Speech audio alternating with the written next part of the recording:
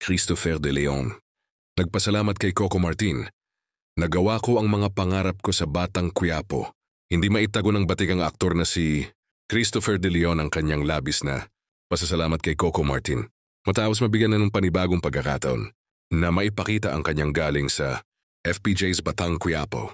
Sa isang panayam, inamin ng award-winning actor na natupad niya ang ilan sa kanyang dream roles at action scenes sa pamamagitan ng proyekto.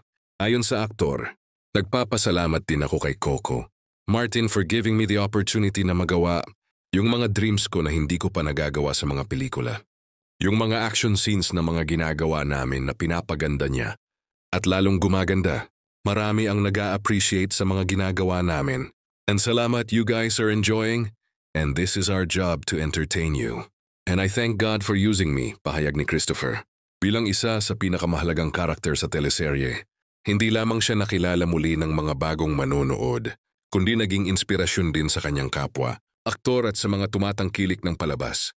Itinuturing ni Christopher na espesyal ang pagkakataon dahil hindi lamang siya nagkaroon ng mas mahirap at mas makabagong action scenes, kundi nagawa rin niyang maipakita ang kanyang versatility bilang aktor sa isang teleseryeng tinututukan ng buong bansa gabi-gabi. Sa huli, nagpasalamat ang veteranong aktor sa mga manonood at sa Diyos na anyay ginamit siya para magbigay saya at inspirasyon sa mga Pilipino. Patunay ito na kahit ilang dekada na sa industriya, si Christopher De Leon ay patuloy na lumilikha ng marka. At sa tulong ni Coco Martin at ng Batang Quiapo, mas lalo pa niyang naabot ang mga pangarap sa kanyang karera.